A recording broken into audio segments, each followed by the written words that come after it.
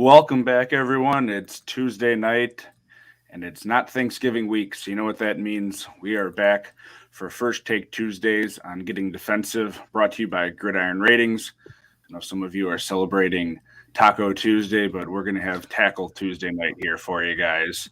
We got a bonus guest for you guys back with us. It's Johnny the Greek. Johnny, how are you doing tonight? Hey, good. How you guys doing? How was everyone's holiday? How are things? James, how you doing?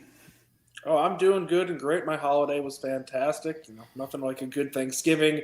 Eating way too much, sleeping way too much immediately after eating, and then just trying to recover the next few days while you go to work. And now it's Tuesday, and I'm ready to talk football. I'm very disappointed we didn't have last week, even though I definitely didn't want to have it last week. But I'm glad we're back, and I'm glad we're ready to go. How's it going, Gary? Hello, fantasy football fans. You guys ready to just sit through another weekend that we might or could have or possibly should know what we're talking about? It's always a crapshoot. That's just how the nature of fantasy football is. You can get the best information you can, take the best advice, and put together to make a team. And sometimes you have a year where good half to 75% of it will go to crap on a given week. But yeah, that's just how the nature of it is. Well, excited to have you with us again, John.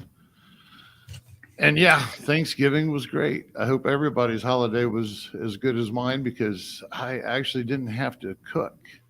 Didn't have to do anything. My father come up. We made reservations at a local restaurant, and we ate there. Come home, just wham bam. Just the younger family. The I don't want to call them millennials, but the younger family. They're off doing their own thing. They've had kids. They're not doing the tradition with the whole big family. They're all running off doing other things. So it was nice and easy this year. It was Watch what you say, Gary. I'm technically a millennial myself, so wow. As a person with an over-exaggerated expression right there, I am a millennial as well. Yeah. You're outnumbered. Well, I wasn't for sure that's who it was. Well, while you're tuning in here tonight, make sure you go over on YouTube if you're watching us on Twitter. If you're already on YouTube, thank you. But please make sure you hit that like, subscribe, and notifications for Gridiron Ratings in general. That way you can get all the good information, but especially the IDP info that we bring you on Tuesday and Thursday nights. And you can find Gary and James over on gridironratings.com. You can subscribe there and dig into Gary's office when he's not around to find out all the good information that he's leaving for you behind. And while we're all here with you tonight, James, it seems like that's your topic to go over with us. We're here. Yeah, exactly. We're here. It's that point of the season where it's that point of the season. You're either very likely to make the playoffs, you're a coin flip battling for those last seeds, or you're kicking yourself for not rebuilding earlier. And, for our dynasty players out there, I sure hope you listened to us a month ago when I said you need to make your decision then and not today, because now your team has picked your path for you. You're either on that fringe and you got to go for it, or you've got to rebuild and you're kicking yourself for not deciding sooner. Is the market set in your league already, or do you need to set the market right now? In all likelihood, that market's already set. Do you like your championship odds if you are that fringe team and you're just barely going to squeak in? Do you even like your odds of winning one game or just making the championship game? You need to think about this in a full perspective because your goal of fantasy football is to win your league. And in order to win your league, you need to build a roster that is likely and capable of winning as opposed to one that just happens to get lucky. Because, of course, that can happen, but you're not playing for that to be your goal. Your goal is to get the great players on your roster. So, by and large, what am I saying? You need a plan, and you need to execute it. And if you're sitting here today with a roster that has been executed for you and a plan that has been chosen for you, instead of you choosing said plan, well, you're not playing the game to the best of your abilities. You need to pick something and you need to execute it. You need to learn each season. So when you're sitting here right now going, I'm kind of going one way or the other and I didn't really know and now I'm forced to, remember this point 330 days from now and make sure you make a decision before you're forced one. That's all I got to say. I like that. Can I speak on that real quick? So you play to win the game. Hello. You don't play it just to play it. How many times do we see that in dynasty leagues? Guys that just like to tinker and trade, and I'll give you a 20, 48, sixth round pick for this guy, and stuff like that.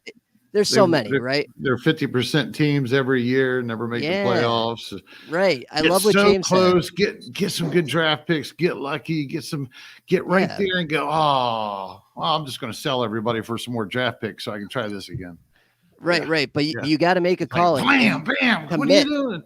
You got to commit one way or the other. Yeah. I did that a few weeks back when I was in a few leagues where I knew I had a good shot. So I got rid of some future picks, got some extra guys to make that run.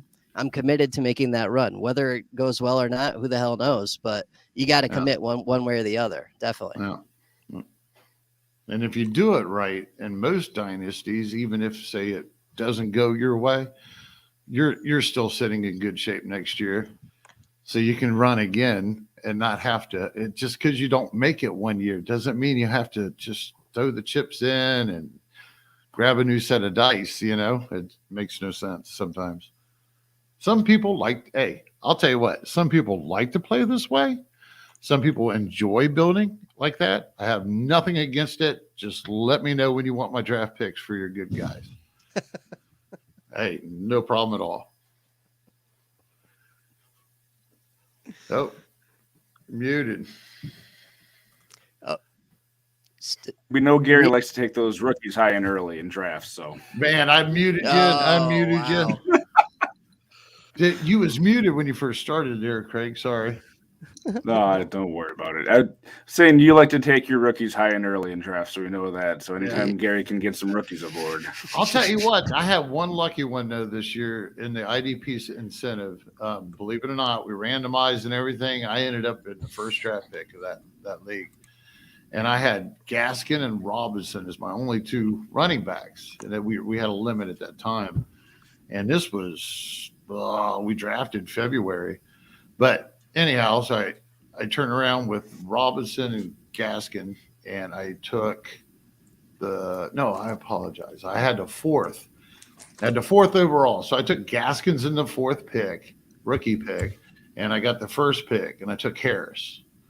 Ooh. And at the time, right after I made that, it turned around and, everybody was talking about how Robinson wasn't going to be the guy and, it's over because he drafted the rookie and it would be, so so I was real nervous about Robinson. Now I was happy as hell with Robinson at the beginning of the year, but now I guess Gaskin's all of a sudden going to come on and Harris has dropped off. He dropped off a little bit.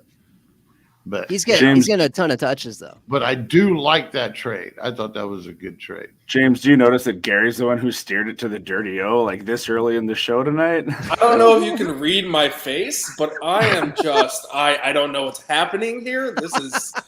This is a totally different world. I don't know what happened over Thanksgiving. Weeks, yeah, I think Gary's got too full of a stomach still because he's not talking normal. This is outlandish. What's in there, Gary? It is only grapefruit juice. I promise. I didn't put any Southern Comfort or anything in it. They still drink that Southern Comfort. I used to drink the shit out of that with some grapefruit juice in the 80s. Southern Comfort, 2 O's in both of those words. Yeah. Dirty O? I don't know. All right. Hey, I'm done unless you guys want to add something. We're going to cover the bye weeks and the injuries before we jump into some, hopefully, people getting defensive about players here. So for those of you, Panthers, Browns, Packers, and Titans are on bye this week, and there's another 4 next week, right before or maybe at the start of the playoffs for some of you, so make sure you're paying attention to that. Some injuries of note this week. I'm sure we'll mention these later too, but Fred Warner and Drake Greenlaw got hurt and ended up leaving the game. The 49ers this year, sort of like some teams that we can't, speaking about offense, why not? The Ravens, they can't keep running backs healthy. It seems like the 49ers can't keep their linebackers healthy this year. There's some teams that are just having issues. Anthony Barr had a hamstring injury. Monty Rice, who was playing because the Titans can't keep linebackers healthy either, went out with an ankle injury. Robert Spillane went out with a knee injury, and Quincy Williams had a good game, but he also left with a calf injury. So going directly into one of those, and Gary, we're going to go to you on this. So Anthony Barr, who, when he's been healthy, which hasn't been often this year, has been getting 100% of the snaps, and he's been doing all right. He only had 63% of the snaps this past week before getting hurt, but he did all right with 8 combined tackles. Nick Vigil got back in there and has been producing as well, and he was up to about 80% snap count and had a heck of a game. The Detroit Lions, we've talked about a lot this year as far as their defense. Their offense, however, gives up a lot of points to opposing linebackers. So if one of these two is going to be the guy for this week next to Kendricks, are you plugging them into lineups? Yeah, I'm kind of shocked. Barr has actually been able to produce something. Maybe he's seen Vigil doing it at the beginning of the year, and he decided he better become something because he hasn't been an IDP play as a linebacker since he's been a Minnesota Viking. Well, maybe his rookie year or something, but I mean, usually he's not very serviceable. So if Barr plays, I mean, yeah, it's a good matchup. I'm, looking probably at like a linebacker 3 or 4. Hopefully 4. Hopefully you're just trying to reach something on a bye. He should produce well enough. I think there's also some off the edge appeal for sacks, but don't quote me on that. I don't have the numbers right in front of me. But as far as it goes, Barr should be a good play. It's not the preferred play. Kendricks is definitely the guy, period. But I actually like it better if Barr would be out this week and Vigil would play. Then you're a little closer to Kendricks, but you still the safe bet's Kendricks. Johnny, it sounds like you're agreeing with him that Vigil's your preferred linebacker out of those two. Oh, no doubt. Barr is useless, and he's got a hamstring, and we know how that is, right? Like, he could be back this week. It could be, a year from now. Who the hell knows? That guy's never on the field. Vigil would be great as a waiver wire linebacker this week. We could use it. We could certainly use it. Yeah. Definitely safer if Vigil would be in there. Yeah. You're going to get defensive on this one, or are you in agreement there, James? I'm going to make it a clean sweep. This one's, pretty obvious and standard. It's week 13, so if you need a linebacker, you don't really care about what the full season outlook is and what they're going to look like 3 or 4 weeks from now because you need the linebacker today, and this is an excellent matchup to go and get today. And you can worry about next week because you need to go grab a guy off the waiver wire today. I will maybe defensive. I'll say this. I will mention that I generally don't need to go and make a play right now because I spend my bench spots on actual linebackers and actual DBs and actual DL throughout the year and not that 5th or 6th or 7th or 8th wide receiver. So at this point of the year, I have someone ready to go to plug in for Fred Warner, who I like a lot more than somebody who's available off the waiver wire today. Is something I kind of harp on all season. So I just want to give that friendly reminder. Hopefully you don't have to go add Nick Vigil. It's a nice ad to go grab if you need to get that spot start in. But hopefully there's already someone on your roster to sub in for one of these injured guys, and you're not stuck without nothing. Yeah. The only part I was getting defensive about is in the deeper formats that we get into, making a move and getting a guy that could be, say I need to pick up a linebacker. I'm looking at my personal waiver wires that I have out there because that's how I marked them. I'm looking at 3 weeks ahead and giving this to members, letting them know what the matchups are for the next 3 weeks. Weak, solid, strong, whatever. But if I can go and I need a linebacker right now, and let's say his name was, let me think. Oh, believe it or not. So I had to go a little bit vanilla. Patrick Quinn was actually on my waiver wire. He's been on there, but he actually got dropped. So, well, technically when Bynes took over, we did see a drop in that. Right. So, he's had a good comeback though recently. Yeah, right. And Bynes just fell off the wall. But either way, let's use Patrick Quinn. So I'm looking for a third linebacker, and Patrick Quinn happened to be on there. Now, I've already had him on the list, so I just kept going. But he's got 2 strong matchups the next 2 weeks, 13 and 14. So that's the end of the bye weeks. That's with 4 teams. So if I can make that pick now, of a guy that's going to be useful for me for 13 and 14 because I got another linebacker that's going to be on bye in 14. That's the move to make. That's thinking one step ahead. And of course, Patrick Quinn is going to be somebody that everybody is going after. So the list, I got like 30 of them on there. I think I got like 7 or 8 linebackers, which we'll probably talk about in a little bit. But some of these guys, even if it's a solid, if you're looking for your linebacker 4 to start, and the guy's got 2 solid matchups, and he's going to get you something like 7 or 8 combined tackles, maybe not anything else, that's enough to keep you from taking a 0. And for a linebacker 4, that's solid production. A lot of people would kill to have that kind of production in there. So that's all it was. I mean, it's just that deeper league change. We're going to get you in one of the John's in one, or Jonathan and Craig's we're all 3 in one or 2. I'm in one worse than that. I got to start eight linebackers in this league I'm in. 8. Who was drinking making that one? Gary Davenport.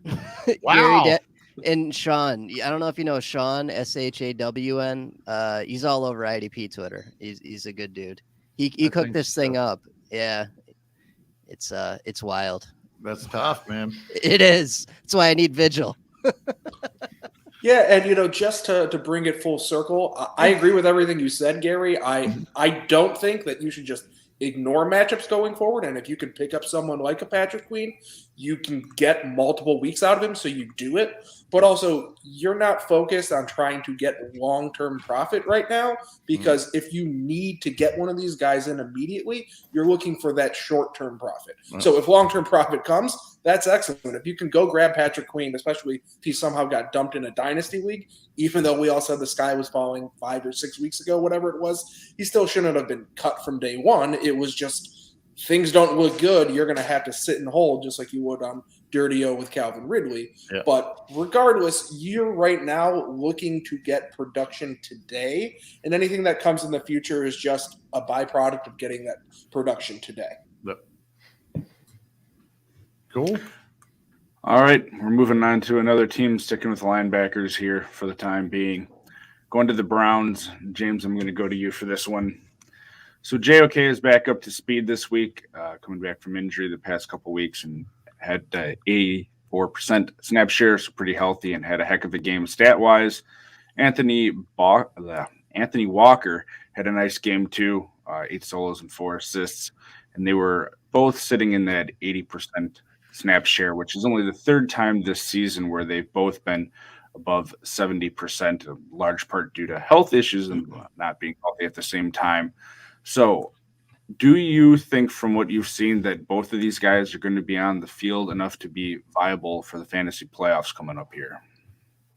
At this point in the season, I think we all know what Anthony Walker is, which is a very, very, very dependable, sturdy arm who everyone could love to have on their roster, as an excellent LB2 or borderline LB1, just sitting there, just doing what you need to get done. And as long as he's on the field, he's producing. Whereas J.O.K. is concerned, he seems to be the high variance. You're not necessarily positive what's going to happen on the stat sheet. I think he'll get those snaps, and I think the Browns want to play him. And frankly, they need to play him because they're a fringe playoff team and they need to get their best players out on the field.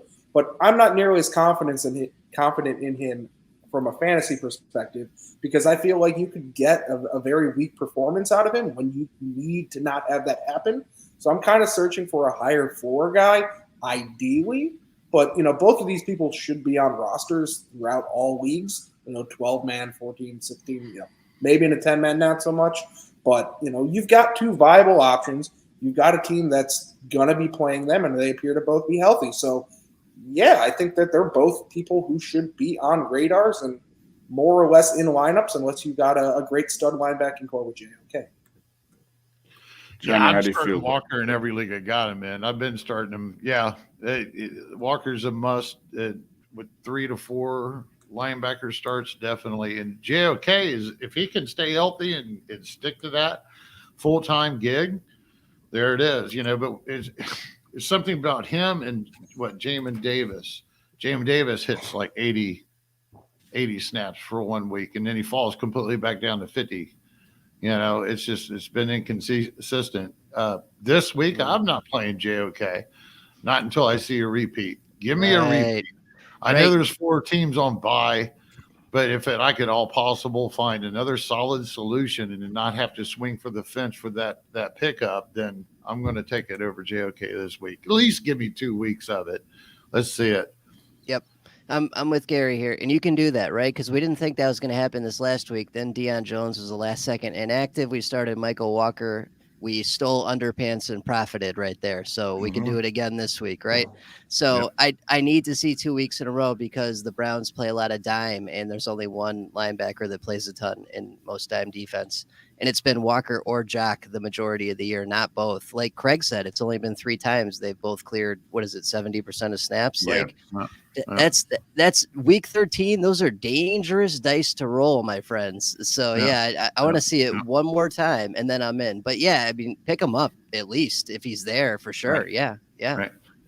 Yeah, and maybe I'll get a little defensive with Johnny just because the Browns are on a bye this week. So if he's out there, I don't know how often you've got fantasy managers in your league who are paying attention to last week, not seeing any projected scores going forward for this week, and making a waiver claim on him.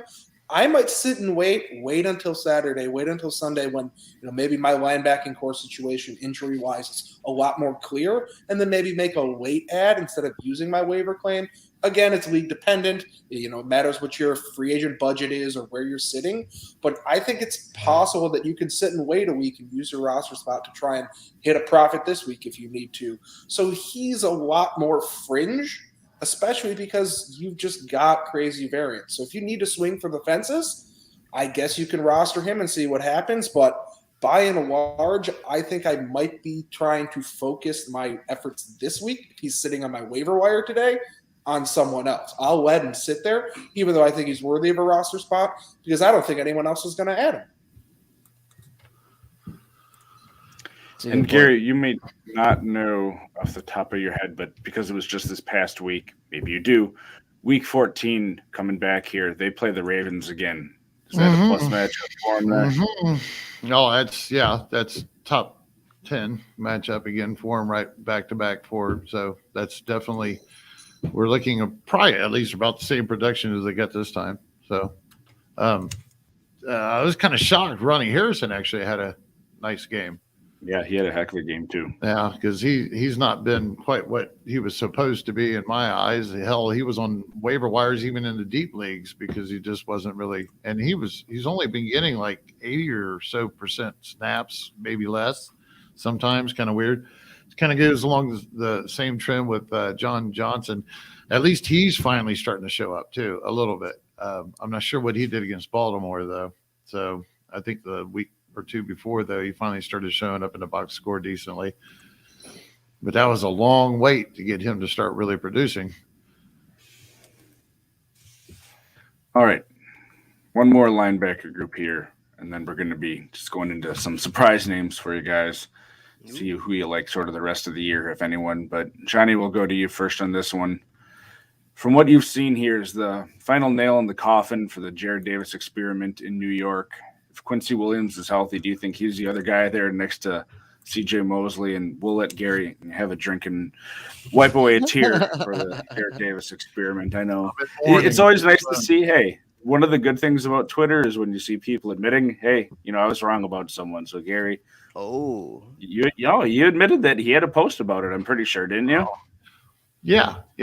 John's seen me do that before. Oh yeah. Well, you've done it before, but it was recent, so I like to point out to people, hey, we all make mistakes. Oh yeah, and it's nice when people actually admit them, so we can try to learn something from them. Yeah. So. Oh yeah. I get 26% of everything wrong every week to start before anything else goes wrong. I know that just from doing start sits and corner articles for 3 years. 26% is wrong before we even start the week and kick off game one. I know that. So always getting stuff wrong. But so I mean the Jets season is swirling the toilet. I think they like the brothers story more than they like giving Jared Davis a chance. And I've read all the local beat writers saying that Quincy has played well for them at linebacker. So yeah, I think he gets the chance, or he keeps the job the rest of the year. Yeah, Jared Davis, just, I did read a little bit, said that he wasn't completely healthy. Whatever the reason is, excuses or no excuses, he's not getting the job done. And if he's playing this week because Quincy Williams can't because of the calf injury, then I'm avoiding the shit out of him. It's actually, this is the funny thing, it's actually not a great matchup on paper for Mosley or the other linebacker, but we got to figure out what the state of the line in front of them, other than Williams, and the opportunities that the Jets keep giving, and they're on defense a lot, I believe. Then I like Williams because he brings his own upside to almost every matchup, and he seems to overachieve. So that's however he's doing it. I don't know. He's probably getting poor grades and PFF and everything else. I really don't care, but I know watching the matchups and the MSRs completely over and over, he kept beating them, even out beating them better than Mosley was back when those two were really chiming together. So it was kind of weird, So if Jared Davis is in there, unfortunately, I have to take the L on that one. And stay away from them. James? As this podcast's resident Quincy Williams fan, I absolutely love him. We know this. I love him even more because in sleeper leagues, he's DB eligible, which I would never stop mentioning because I think it's awesome. And I love the fact that it happens. That being said, I think I might have the most optimism out of anyone here on Jared Davis. That optimism is very unlikely to come to fruition, but I still think that there is a somewhat sizable, maybe decently big chunk of a possibility that Davis has still been injured. He's not fully healthy. He's taking his time to get healthy, and he could pop up and become the guy while Quincy seems to be banged up week to week.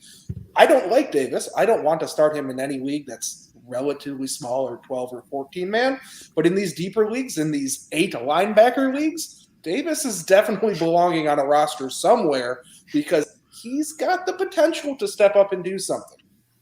Gary loved his potential all season. I did not. And now it's almost kind of like maybe we flip-flop because I think that there's still enough there that he could become an elite guy the last 3 weeks because he's finally healthy and things have just gone his way. Do I want you to spend a bench spot on it? Absolutely not.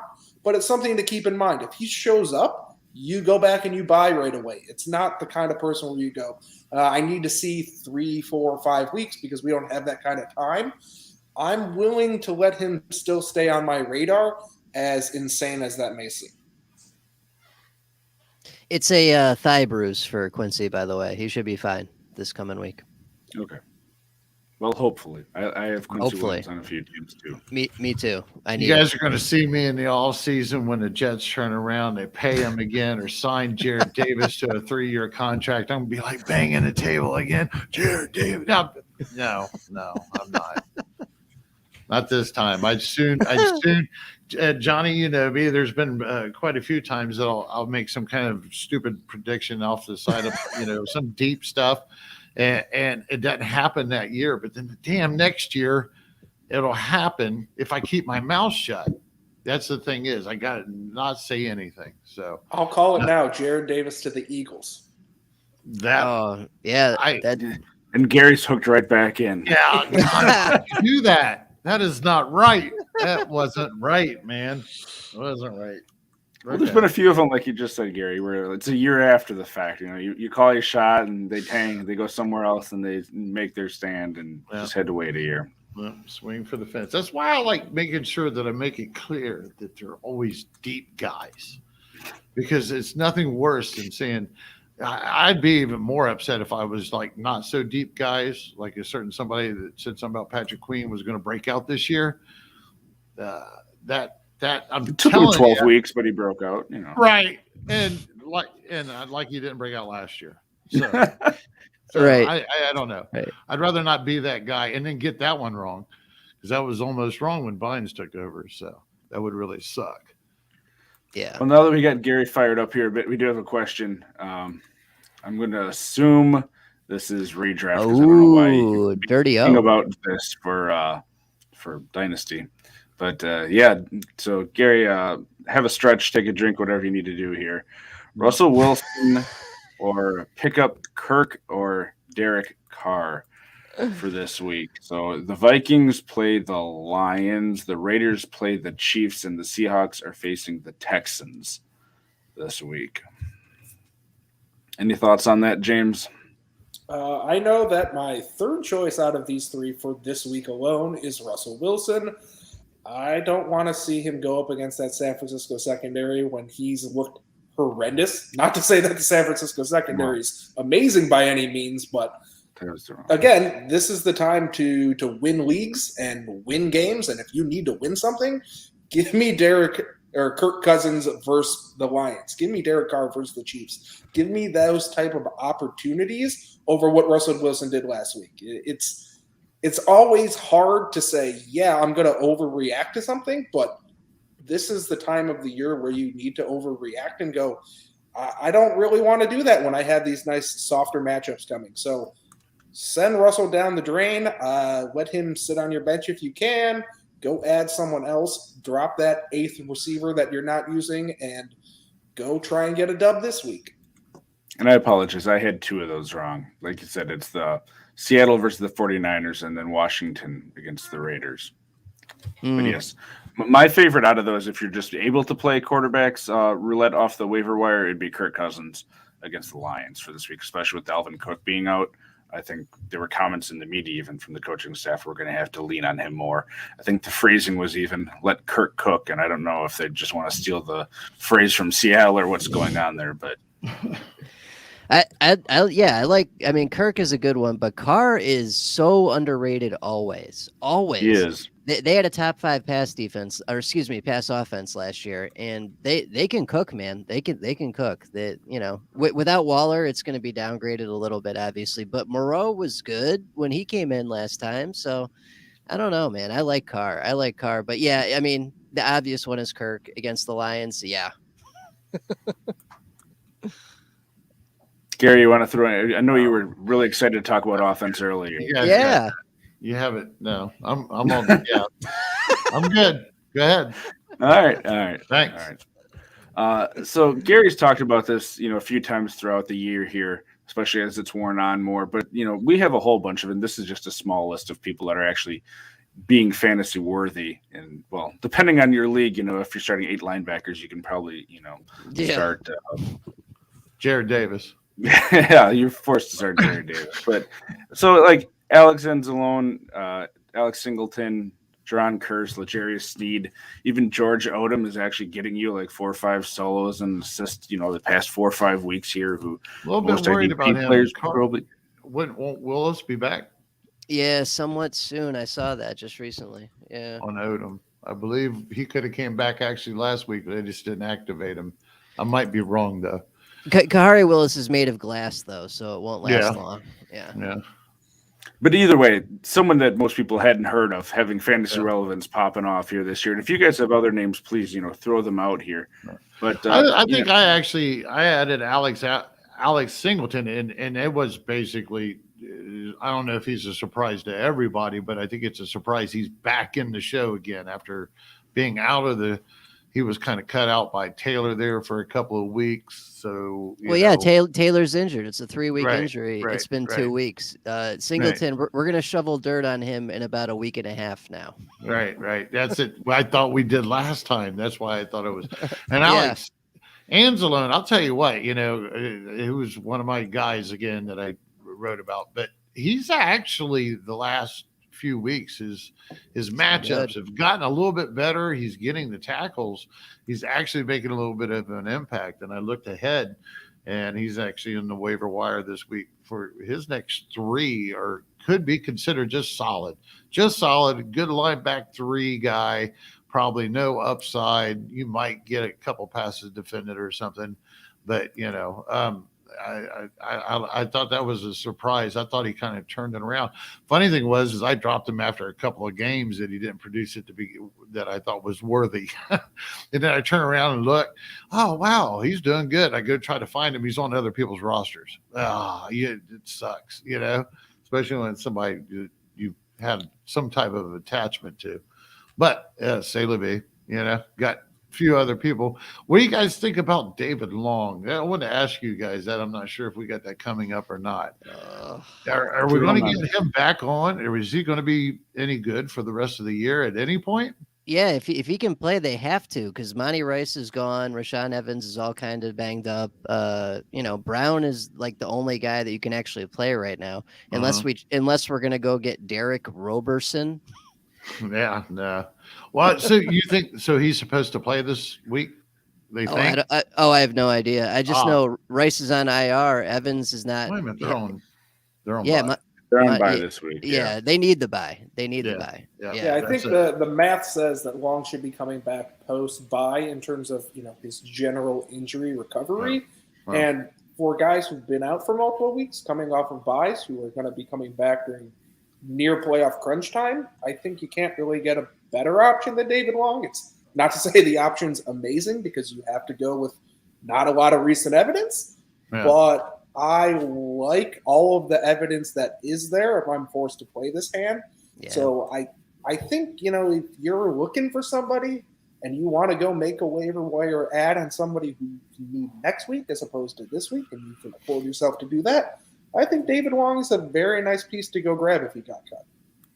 Yeah, that was my next thing I was going to ask you guys. So if you have Brown, Long, Evans, and Rice all healthy at once for the first time, who do you trust to start?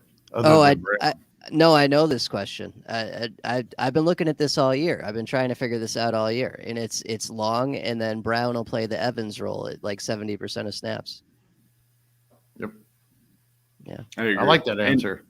The funny thing is, you look at it, I think Long's been played in like 8 games this year. So he's missed 4 to this point, and he still leads the team in tackles. That just tells you the state of that linebacking core. I mean, and the fact that team, they're falling apart here a bit now with just the offense doing nothing. But the fact that they've been able to do that this year with just an atrocious secondary and then linebacker roulette, it's really impressive. Yeah.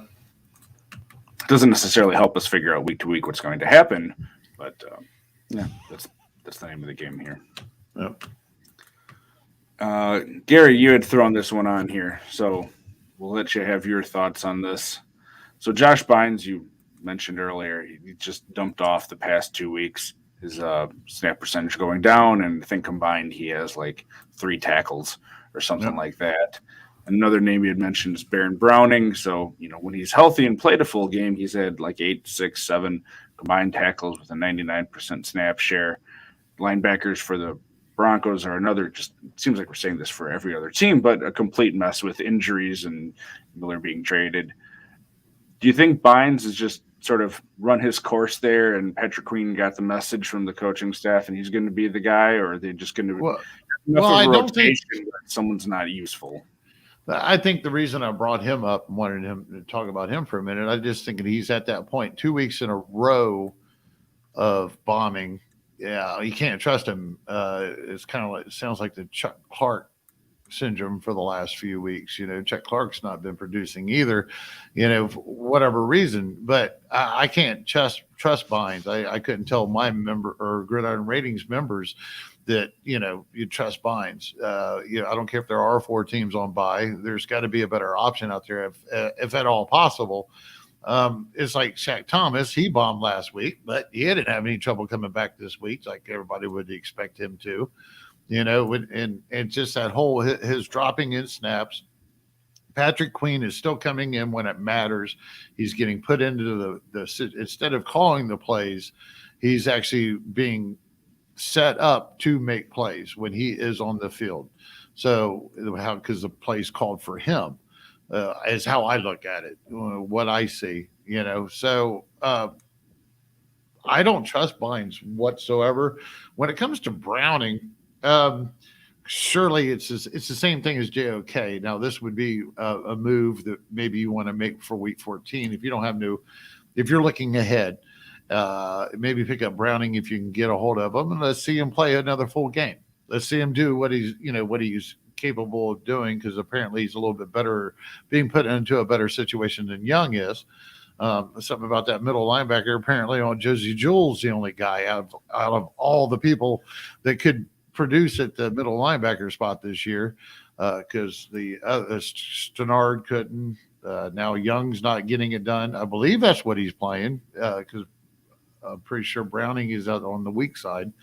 But definitely consider Browning.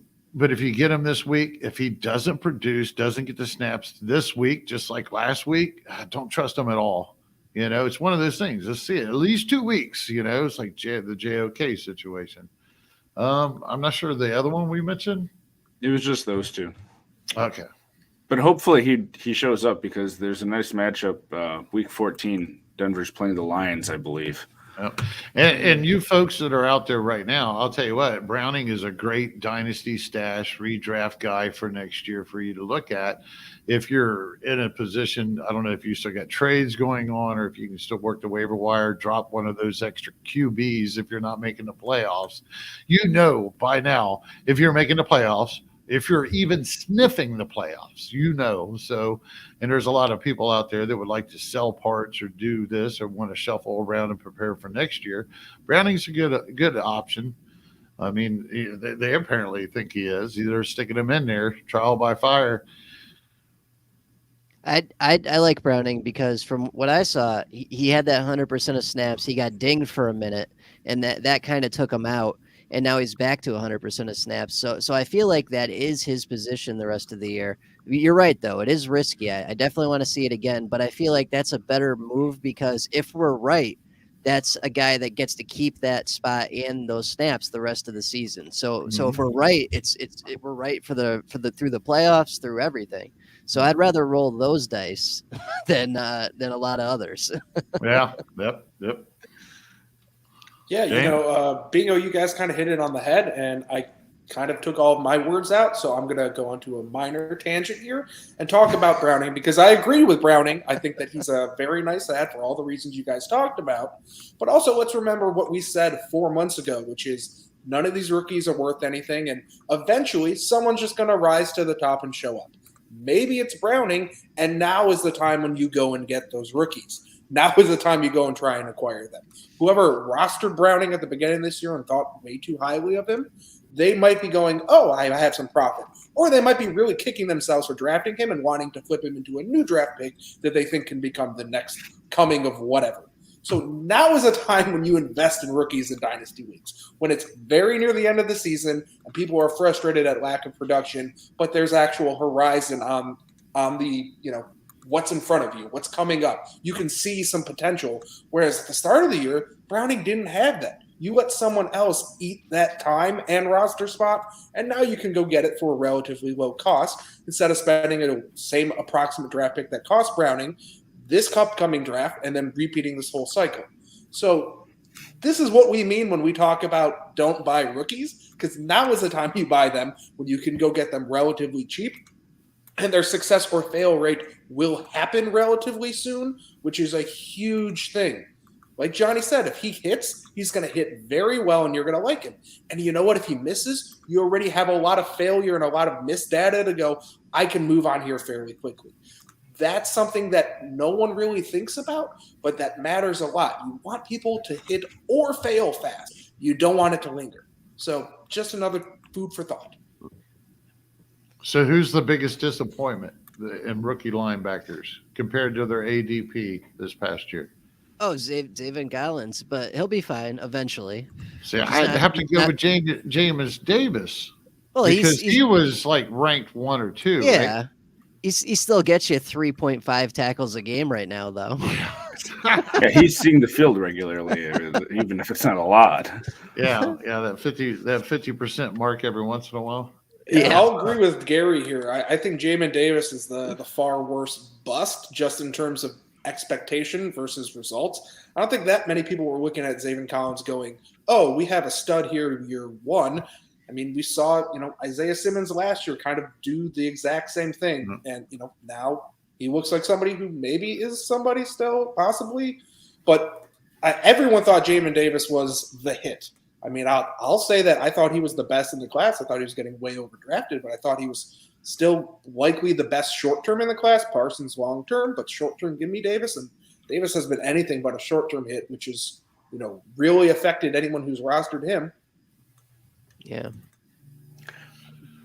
Since we're on the topic, this isn't on the sheet, so I'm going to throw you a curveball here, guys.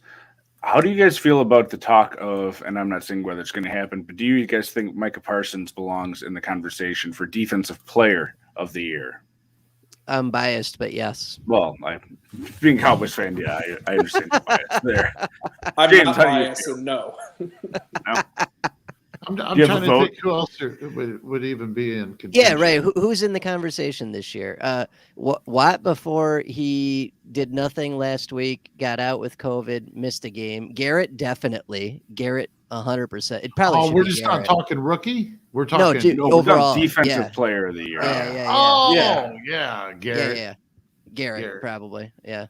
As long as he stays healthy, to me, I mean. Yeah. He's at 15 and a half sacks Yeah. now. There's still Yeah. 4 games left or something like. Yeah, my bad. I thought you said rookie. No, Ricky, I think it's pretty It's much in the locked up. bag, I think. Yeah, that's why Yeah. I was like, I'm trying to think who else it might be. I don't know. Garrett, I think Garrett's the only one that's made everybody feel so warm and fuzzy every week. Yep. Without question. Right. Yeah, and I'll give TJ Watt just the benefit of the doubt. Yes, he had COVID. Yes, he laid an egg last week, and he's already missed another game. So Garrett is right now the choice.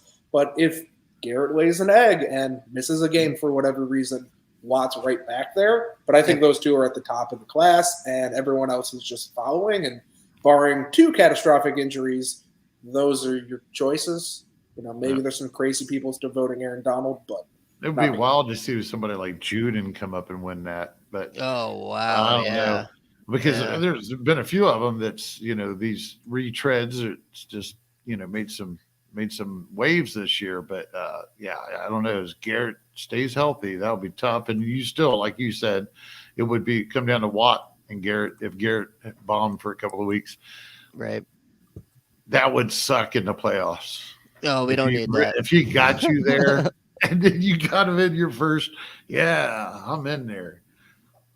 Big ass egg. That sucked. We've seen it before. We've all been there and run into that. So I jinxed him now. I'm glad I don't own him anywhere. I wouldn't pay the ADP. I would. I missed half my drafts this year.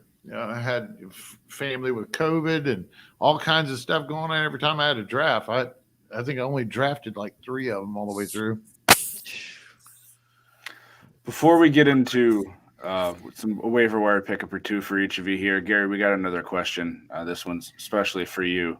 This week, do you want to start Brandon Ayuk or Deontay Johnson at a flex? I'm going to defer. Johnny, who do you like out of that? It's Ayuk. This yes, Deontay is the better option overall, but Ayuk's been red hot. Debo's out. It's a much easier matchup. The Ravens and Steelers is going to be like 10-7 if we get 2 touchdowns, which we probably won't. It'll be like 6-3 field goals, 10 injuries, snow, wind, black and blue affair. Like that's never a high scoring affair. As the resident AFC North person here, I will say that every single time you think that the Ravens and the Steelers are going to be 9-6, they somehow score 70 points and you go, what? And you reset your expectations only for that to never happen again.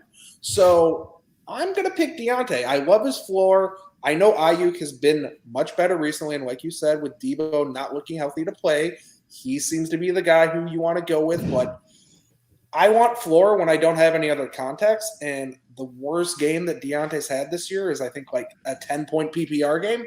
He's giving you such great consistency that I want that when I don't have any other context. Do I need to shoot for the stars? Then fine, give me Ayuk. But if I'm not, give me Deontay.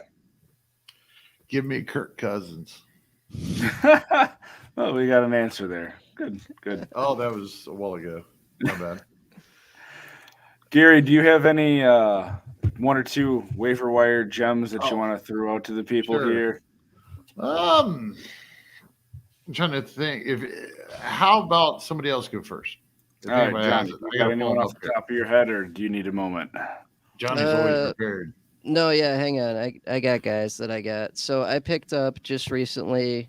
I actually did pick up Roberson from Tennessee just in case. Check your waiver wire for Sweat and DeMarcus Lawrence and Randy Gregory. A lot of people have dropped them just because of the buys and shenanigans. That's a terrible idea. Those guys are coming back shortly, within a week or two. So definitely do that. Beyond that, yeah, Vigil, obviously.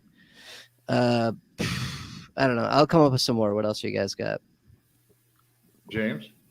Yeah, Nick Vigil was kind of the first name that popped in my mind just because I like everything that's happening there in terms of if Barr is out. So that's, first and foremost. A guy we've talked about twice is just kind of being a guy, Troy Reeder, who's kind of hamping down on our Ernest Jones love party.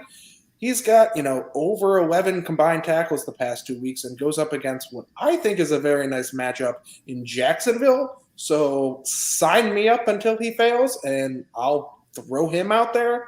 Not somebody I really want long-term, but again, I don't really care about long-term right now because he seems to have taken the ball and run with it. So let him do that, and that matchup looks sweet to me.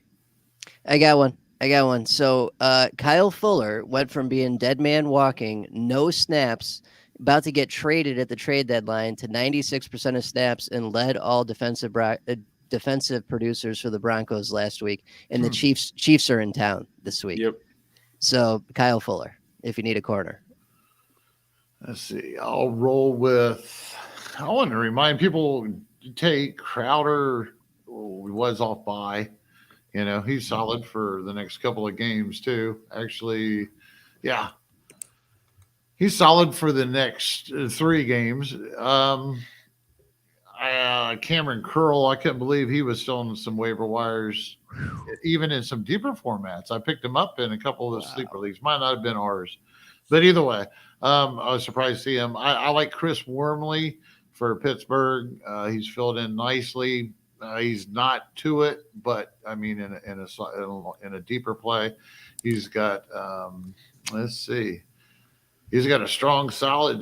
He's got Baltimore, Minnesota, and Tennessee right in a row. So he should be good and solid for you guys for the next 3 weeks. So we've already talked about some of the others. Go ahead. Speaking of people who've shown up on some waiver wires, and I've been a little surprised, but I've gone and snagged him. Keanu Neal, again, he can qualify at DB in some leagues, and he's kind of shown up after being injured for relatively some time. So he's on my radar, and if I want to keep attacking Jacksonville, give me Jalen Ramsey if he's out there as well. Again, these aren't exactly deep league cuts here, but they can be available, and if you need to go swing for somebody, I'd go grab them. And I guess I'll end with one of our favorite guys, Zach Allen. He's continuing to just be that guy who's alive and well and looking good and just racking up points here and there. Nothing, fabulous by any means, but someone who we like. And going up against the Bears, I like that. Give me Zach Allen. Let me keep seeing him produce. Speaking of the Bears, I mean, Khalil Mack picked the wrong time to get hurt because these matchups that Robert Quinn's been able to dominate in have just been primed. I did a rest of the season the week before Matt got hurt. He came up for the rest of the season amongst edge rushers in my top 10. And I was like, well, that's kind of surprising because he was having a decent season, but it just looked like he was really got the stretch. Robert Quinn has just been, anybody got a hold of him. They're just loving life, and you're going to love life for the next 3 weeks, folks. And I mean, when you look at even deeper, Gibson has showed up enough to be serviceable if you're in a deep format where you need quite a few edge rushers. We got in our sleeper leagues, we have to have 4 DL or 4 linebackers. So in a situation like that, a guy like that can come into play and even a 12-man league. He's going to have. He's not going to get it done like Quinn's getting it done, but he's going to be a serviceable, good, solid, serviceable guy if you need it. I thought we had something in the Washington replacements, the 2, 6th, and 7th round of Tool. Oh yeah. No, we don't. Yeah, and since they I mean, they got some combined tackles. Yeah. You know, they got some combined tackles. So it could have been worse. I mean, I actually benefited from them in a couple of my sleeper leagues because everything it was just cleared out. Everybody was gone. So I really had to reach. So I wasn't disappointed. I think got like one tackle, 3, and in those sleeper leagues they're getting per tackle, not assist. The point's the same for assist. You know what I mean? So Oh, wow. it worked out in that particular league. Playing around with those settings at the first part, switching to sleeper this year in the tipster leagues, but it paid off. It's not going to pay off for the rest of this year, folks. They got tough matchups. Just drop them, forget about them. Yeah. That's about all that we have for you guys tonight here. Remember, Thursday nights they will be back. At least Gary will, with JJ Wenner as the host. And then his trip on this week, Gary? Yeah, I believe my wife is getting ready to have surgery on Thursday. So Okay. It'll be in the morning. It depends how she is, of course, throughout the day and the evening into 9 o'clock at night, as if you'll even see me on. But JJ and Trip should be on, no problem. Sucker Johnny or James into coming on and filling in. James, if you'd like to step in that night, even if I was there, you're more welcome to. We'd love to have you. You know that. Yeah, I might have to diversify my bonds a little bit, not just stay defensive. Yeah, right. We'll all talk about it. But thanks, Kraig. Yeah, the regular thing Thursday night. Yes. And Johnny, thanks for stopping in and chatting with us once again here. Let everyone know where they can find you if they have questions for you and where they can find your stuff. Yeah, thanks, guys. Always fun to come here. IDPguys.org or OrangeMan3142 on Twitter. Thanks, fellas, and appreciate it. Thanks for coming by, John. Gary, you have any final parting words of wisdom for everyone? No? More offense questions next week? No. I'll think of something, though. But it's we're there. We're knocking on the door. This next 2 weeks is going to make or break a lot of folks. And James, we're here at the end. So any final words for everyone from you? Please be here next week to see how we're doing here. And, of course, give us those Dirty O questions. Send them our ways. Keep us on topic as always. Keep Gary on his toes. Kicker questions. Send us kicker questions. You're killing me, John. What's the one thing I've always complained about watching an IDP podcast? Not enough offensive questions. All the offense. Why is everybody always talking offense on IDP podcast? Okay, folks. Love it. Bring it. They'll answer it. All right. Well, once again, thank you, everyone, for tuning in. Make sure you hit subscribe, hit that like button, and notifications over on YouTube so you get all the great content from Gridiron Ratings. Have a good night, everyone, and we will see you back on Thursday.